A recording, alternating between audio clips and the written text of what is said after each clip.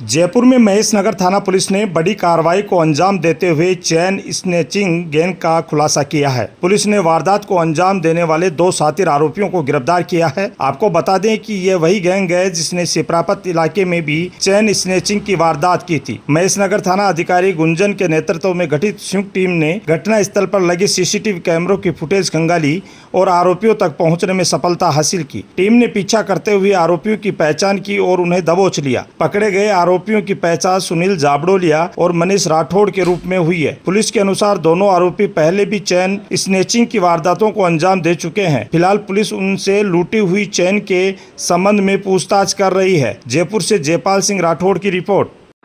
जिसमें 2 व्यक्ति जो कि हेलमेट लगाए हुए थे, वो एक महिला को उसके घर के बाहर जो है पकड़कर एक तो पहले चेन स्नैच करते हैं, फिर उसे गिरा देते हैं।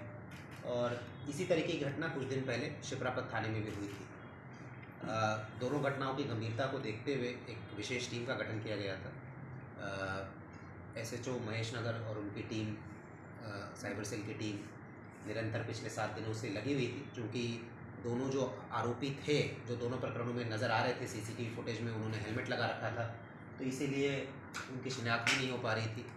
बट फिर भी हमारा जो आसूचना तंत्र है उसको एक्टिवेट करके, प्लस जितने भी टेक्निकल जो भी हम एनालिसिस करते हैं उन सबका एनालिसिस करके पिछले 7 दिनों से जो निरंतर प्रयास किए उसके फलस्वरूप 3 आरोपियों को हमने पकड़ा है। इसमें से एक जो है वो कॉमन आरोपी है दोनों प्रकरणों में, शिप्रापत की घटना में भी और महेश नगर की घटना में भी। और बाकी जो 2 हैं वो शिप्रापत में मोटरसाइकिल चलाने का काम कर रहे थे, और जो तीसरा व्यक्ति है वो महेश नगर में मोटरसाइकिल चलाने का काम कर रहा था। अभी तक जो पूछताछ हमने की है, ये 2 प्रकरण तो इन्होंने कबूल कर लिया है। इसके अलावा जो मुख्य आरोपी है सुनील जाबड़ोलिया, उसका आपराधिक रिकॉर्ड अगर देखें तो NDPS एक्ट के विरुद्ध प्रकरण दर्ज हुए हैं। एक मनीष राठौड़ जो है वो पहले मोबाइल स्नैचिंग में भी ये नामजद रहा है, तो इनका इसी तरीके का इतिहास रहा है। अभी और पूछताछ कर रहे हैं कि कहीं और इस तरीके की घटना हुई हो जहां ये वांछित हो।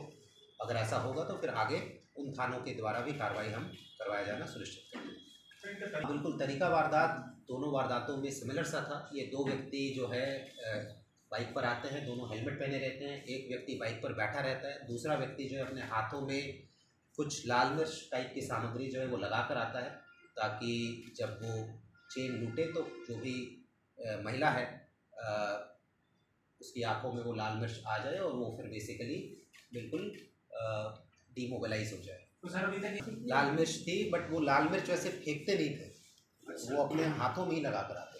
एक तरीका होता है कि भाई लाल मिर्च फेंकना, इस तरीके का नहीं था, क्योंकि वो CCTV फुटेज में दिख रहा था कि ऐसा कुछ नहीं। और मौका जो घटनास्थल है वहाँ पर भी हमें कोई लाल मिर्च मिली नहीं, तो ये हाथों में लगा कर आते थे, जिससे लाए उसको जलन होती थी। क्योंकि महिला कह रही थी आंखों में धोखते नहीं थे, क्योंकि वो खींचते थे तो उसी वक्त उसके चेहरे पर वो लग दोनों एक ही लोग हैं। जो स्नैच कर रहा है एक है कॉमन है, और जो दूसरा व्यक्ति बाइक चलाने वाला है एक प्रकरण में एक है, दूसरे प्रकरण में जैसा मैंने बताया जो मुख्य आरोपी है जो कॉमन है जिसने स्नैचिंग की है दोनों घटनाओं में, सुनील जाबड़ोलिया और फ्रांचो, इसके विरुद्ध एक पहले NDPS का मुकदमा है और RPGO में भी मुकदमा दर्ज है।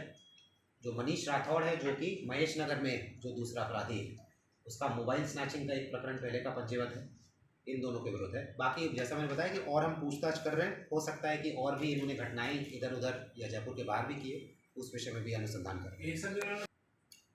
डर लगा नहीं लगा इस पर तो मैं टिप्पणी नहीं करूँगा, बट पुलिस ने पकड़ लिया है। जैसा मैंने बताया कि पिछले 7 दिनों से हमारी टीम इसमें लगी हुई थी, और इनका जो है ये कोई सी सक्रिय गैंग के कोई सदस्य नहीं है।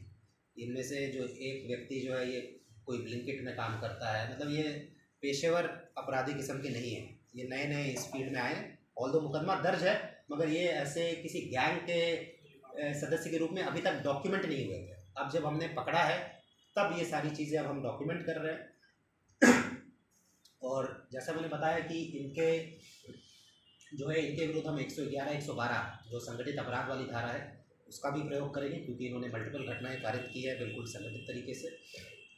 और इनके प्रॉपर्टीज़ का भी एक बार हम असेसमेंट कर रहे हैं, जो 107 BNSS जो नई धारा है, अगर कोई प्रॉपर्टी इनके नाम से आती है तो उसके विरुद्ध भी हम कार्रवाई करें। ऐशो आराम के लिए नशा वाला बात तो अभी तक ऐसा कुछ नहीं आया है, बट इनका बेसिकली इन्होंने एक घटना की और 2 घटना की, तो अभी तक कर्ज वर्ज वाली भी बात नहीं आई है। बेसिकली इजी मनी का इनको लगा कि भाई इस तरीके से करने से इजी मनी कमाने का एक जरिया है, तो उस वजह से। हाँ, चेन को कहाँ डिस्पोज करते थे, कुछ रिकवर हुआ है? हाँ, चेन के बारे में अभी तक जो अनुसंधान में आया है, इन्होंने कुछ जगह गिरवी रखी हुई है चेन। कुछ जो फाइनेंस की कंपनियां होती हैं जो सोना लेते हैं, वो जल्दी हम रिकवरी कर लेंगे। फैमिली बैकग्राउंड गरीब राम लखन नाम है, राम लखन उर्फ लखन।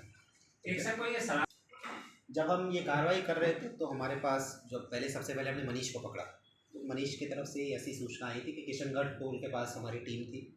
वहाँ पर ये सूचना आई कि एक शराब की ट्रक की भी उधर आने की संभावना है, उसकी पुष्टि की गई। और जब सही पाया गया तो जो वहाँ के लोकल थाना था वहाँ पर उनको सूचित किया गया और उनके द्वारा फिर वो शराब का ट्रक पकड़ा गया। इस विषय में बताना चाहूँगा, इस चेन स्नैचिंग को लेकर जो है हमने एक प्रॉपर एक प्लान बनाया है, जिसमें सबसे पहले तो जो रिपीट ऑफेंडर्स हैं उनकी हमने लिस्टिंग की है, उनका बेल कैंसिलेशन कराने की हमने प्रक्रिया चालू करवा दी है। राजपासा में भी हम चिन्हित कर रहे हैं कि राजपासा में कुछ लोगों के विरुद्ध हम कार्रवाई करें जो कि रिपीट ऑफेंडर्स हैं। इसके अलावा इनके प्रॉपर्टीज़ का भी असेसमेंट कर रहे हैं। अगर ऐसे अपराध करके जिन्होंने अपनी संपत्ति अर्जित की है, चाहे किसी भी तरीके की संपत्ति हो, चल अचल वाहन, ठीक है, उनका एक बार हम डिटेल्स इकट्ठा कर रहे हैं। इनकी संपत्ति को भी फ्रीज करने का हम प्रयास करेंगे।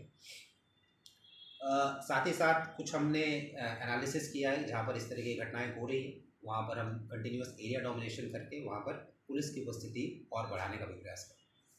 बड़ी ज्वेलर्स की दुकान में चोरी शुरू होती है। हाँ बिल्कुल, अभी आजकल जो है पुलिस जो है अपने अनुसंधान में काफ़ी टेक्नोलॉजी का हम इस्तेमाल कर रहे हैं। विधायकपुरी में जो जून में एक घटना घटी थी जिसमें एक महिला कल्याण ज्वेलर्स में आती है और करीब 3.5 लाख की ज्वेलरी जो है वो चोरी करके चली जाती है। उस प्रकरण में हमारे पास कोई सुराग नहीं था, केवल एक सीसीटीवी फुटेज था जिसमें एक महिला दिख रही थी और उसके बारे में और कोई सूचना हमारे पास नहीं थी। पर आजकल जो हम टेक्नोलॉजी का इस्तेमाल करते हैं, कुछ पोर्टल्स हैं हमारे पास, कुछ सॉफ्टवेयर्स हैं, उसका इस्तेमाल करके हमने उस सीसीटीवी फुटेज को अपने डेटाबेस से कंपेयर किया और उस डेटाबेस से कंपेयर करके उसका एक नया नंबर आया, बाकी डिटेल्स आए, फिर उसका बाकी जो CDR एनालिसिस, बाकी सारी चीज़ें जो हम करते हैं, ये सारा एनालिसिस करके फिर दिल्ली में उस महिला का लोकेशन आया, वहाँ से हमने गिरफ्तार किया। और अभी तक जो पूछताछ में आया है कि पहले भी ये महिला इस तरीके की घटनाएं कर चुकी हैं और राजस्थान में भी अलग अलग जगह कर चुकी है, दिल्ली या हो सकता है उसके आसपास भी की हो, उस विषय में भी अनुसंधान चल रहा है। चाणक्य न्यूज इंडिया, आपनो राजस्थान, अब आप सबके सामने पहली बार नए अंदाज में नए भारत और हर कदम पर आगे बढ़ते राजस्थान के साथ राजस्थान की संस्कृति और राजस्थान की हर वो पहली खबर जो अब चाणक्य न्यूज इंडिया राजस्थान की पैनी नजरों के साथ सबसे पहले पहुंचेगी आप तक।